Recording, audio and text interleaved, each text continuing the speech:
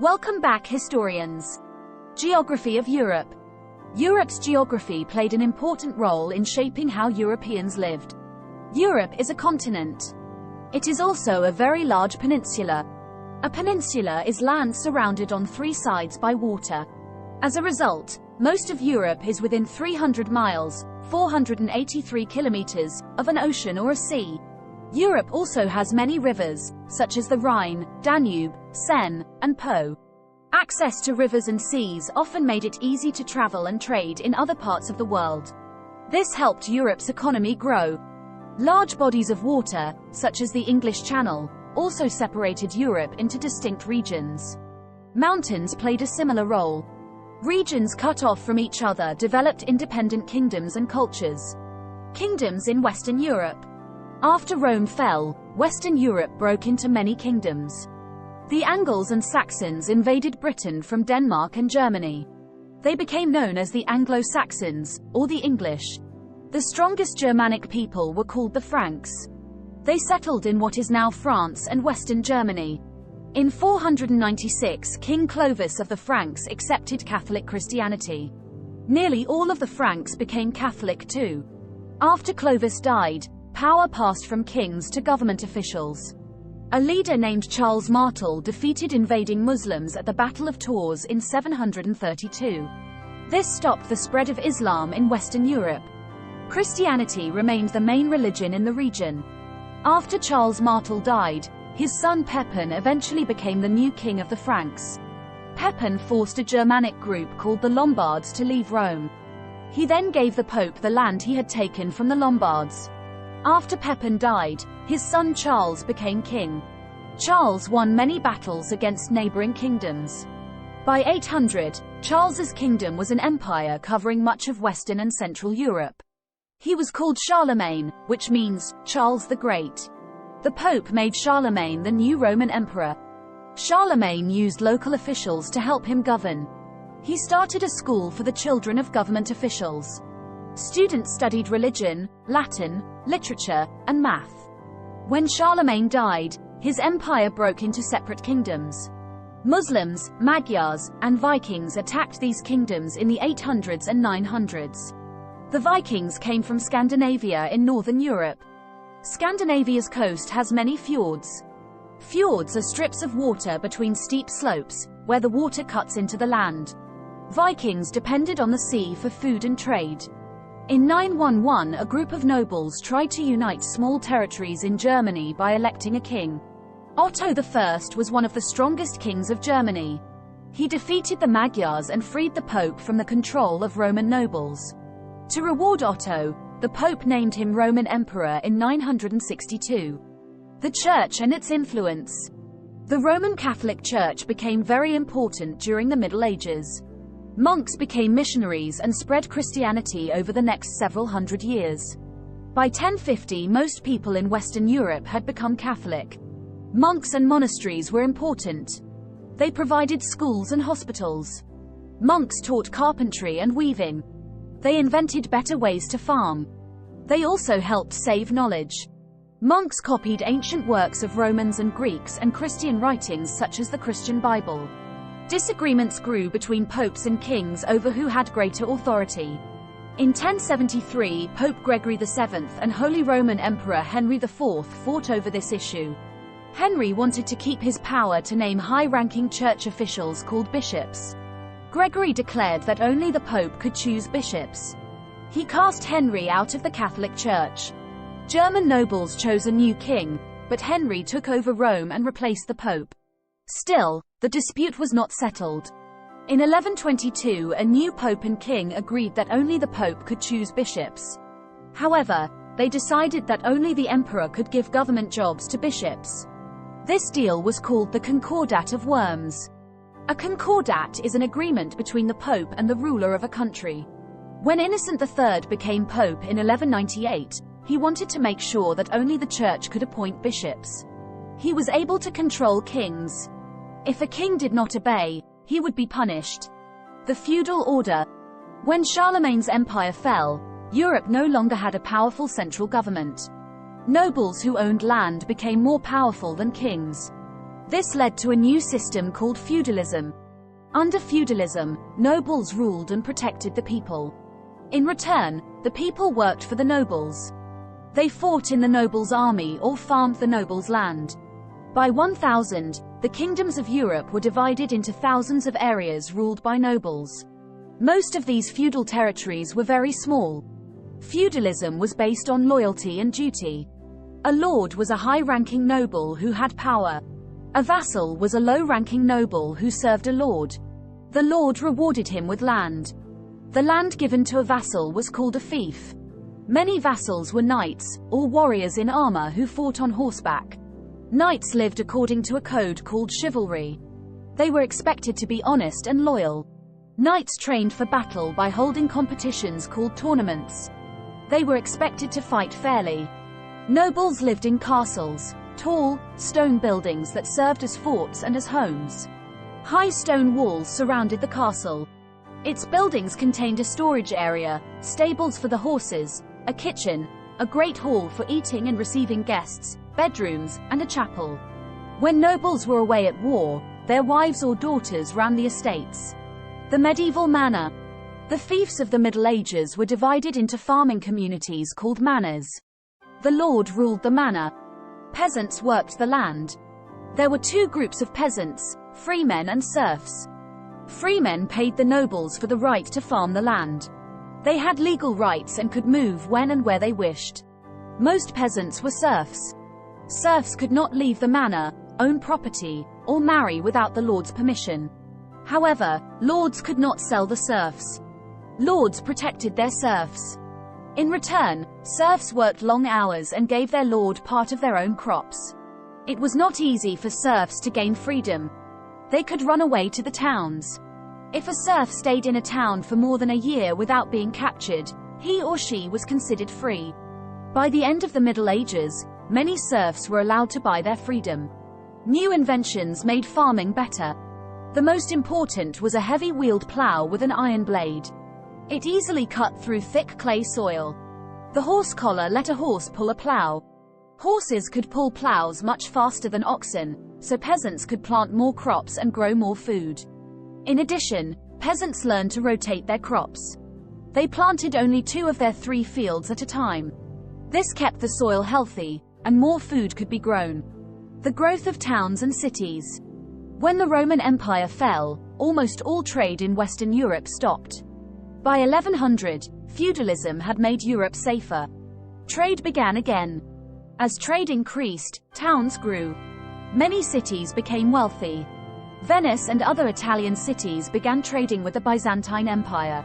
Soon Italian cities became the centers of trade in the Mediterranean. Towns in Flanders were the centers of trade for Northern Europe. Flanders is a region in Belgium today. Merchants from all over Western Europe met there to trade their goods for fine wool. Towns were usually built on land owned by nobles. They tried to control town business. Townspeople wanted to make their own laws. As people grew wealthier, they forced nobles to give them basic rights. Over time, medieval towns set up their own governments. Trade encouraged people to make things. Soon these craftspeople organized guilds, or business groups. Each craft had its own guild. Guilds set standards of quality for products, and they set prices. They also decided who could join a trade and what training was involved. Medieval cities could be unpleasant and even dangerous places to live. The streets were narrow and often dirty and smelly. If a fire started, a medieval city easily could be destroyed. Yet a city was also a place where people could earn a living. In addition to running their households, city women often helped their husbands. Sometimes when a master craftsperson died, his wife continued his trade. Royal power in England. When Vikings attacked Britain, King Alfred of Wessex united the Anglo-Saxons to drive away the Vikings. Alfred's kingdom became known as Angleland, or England. William was the ruler of Normandy and a cousin of the King of England. In 1066, William and his army invaded England and won the Battle of Hastings. William then became King of England. He was known as William the Conqueror and became a powerful ruler. William brought many customs from Normandy, but he also kept many of the Anglo-Saxon ways of running the government. He allowed Anglo-Saxons to keep their language, which later became English. As Normans and Anglo-Saxons married, they created a new English culture. Henry II ruled England from 1154 to 1189. He set up a court system with lawyers and judges. This helped create a body of common law, or law that was the same throughout the whole kingdom. The courts were fair because they applied the same laws to everyone. Henry also set up juries of citizens to settle arguments about land. A grand jury decided whether a person should be accused of a crime. A trial jury decided whether an accused person was innocent or guilty. Henry's son John became King of England in 1199. King John raised taxes. He also punished enemies without trials. A group of angry nobles forced King John to sign the Magna Carta in 1215.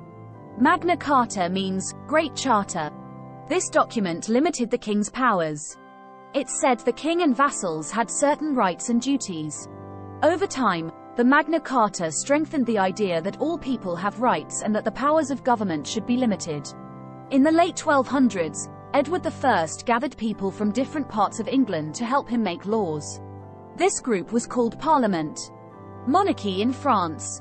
In 843, Charlemagne's empire was split into 3 parts. The western part became the Kingdom of France. In 987, Hugh Capet became king, but he controlled little land. Philip II became King of France in 1180. At that time, England ruled part of western France. Philip regained these lands. Having more land gave French kings more power. Philip IV was called Philip the Fair. He met with people from 3 classes, or estates, of French society.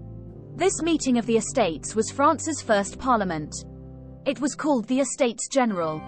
The Estates General never became as strong as the English Parliament. Eastern states of the Slavs. A people called the Slavs organized villages in Eastern Europe. In time, Slavs divided into 3 major groups: the Southern, Western, and Eastern Slavs. In the 800s, the Eastern Slavs began to expand the city of Kiev. The state of Kievan Rus grew around the city. About 1240, Mongols from Central Asia conquered Kievan Rus. Many Slavs left and founded the city of Moscow in present-day Russia. The rulers of Moscow learned to work with the Mongols. They let Moscow collect taxes from nearby Slav areas. If the Slavs could not pay the tax, Moscow could take over the territory. Moscow used this method to expand its power. In 1462, Ivan III became the ruler of Moscow. Ivan called himself a Tsar, Russian for emperor. By 1480, he had driven the Mongols out of Russia. By then, the people of Moscow, now known as Russians, began to build a great empire. European Crusaders. In 1095, Pope Urban II asked Europe's lords to launch a crusade, or holy war, to take Jerusalem from the Muslim Turks. Thousands of soldiers left Western Europe to join the First Crusade. After many more crusades, Muslims won back all of the territory they had lost. The Crusades changed Europe. Western Europeans gained new knowledge from Byzantines and Muslims, such as how to build better ships. Feudalism broke down because nobles who joined the Crusades sold their lands and freed their serfs. This meant the nobles had less power. As a result, kings were able to build stronger governments.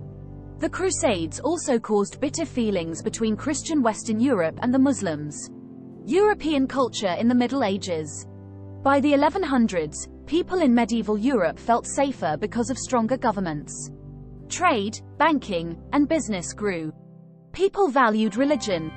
Church leaders, merchants, and nobles had cathedrals, or large churches, built. Cathedrals were built in 2 styles. Romanesque was a mix of Roman and Byzantine styles. These rectangular buildings had long, rounded ceilings and small windows. Gothic cathedrals, on the other hand, were tall. Large stained glass windows showed scenes from the Bible. Universities were first created during the Middle Ages. Universities educated and trained scholars. University students studied for 4 to 6 years before taking an oral, or spoken, exam. Those who passed received a degree. A student could continue school to earn a doctor's degree. This degree could be in law, medicine, or theology. the study of religion and God. A new way of thinking called scholasticism changed the study of theology. Aristotle, the ancient Greek philosopher or thinker, had used reason, instead of faith, to understand the meaning of life. This bothered some Christian thinkers. They wanted to show that ideas accepted by faith did not have to oppose ideas developed by reason. An Italian priest named Thomas Aquinas helped spread the ideas of scholasticism. Aquinas wrote Summa Theologica, a summary of what was known about theology. He also wrote about government and the concept of natural law, or laws that come from human nature. Aquinas claimed that natural law gave people certain rights that the government should not take away. Latin was the language of the church and of educated people throughout Europe. Each region of Europe also had its own language. This everyday language is called vernacular. Over time, vernacular languages became the languages of Spanish, French, English, Italian, and German. During the 1100s, new literature was written using vernacular language. Educated people enjoyed vernacular writings, especially poetry told by troubadours. Troubadours were poets who sang love stories, especially about the love of a knight for a lady. Another type of vernacular writing was the heroic epic. In epics, brave knights fight for kings and lords. The Song of Roland is an example of a heroic epic. Religion affected society. Beginning in the 1000s, a wave of religious feeling swept through Europe. As a result, new groups of priests, monks, and nuns were formed. These were called religious orders. The Cistercian order was based in rural monasteries.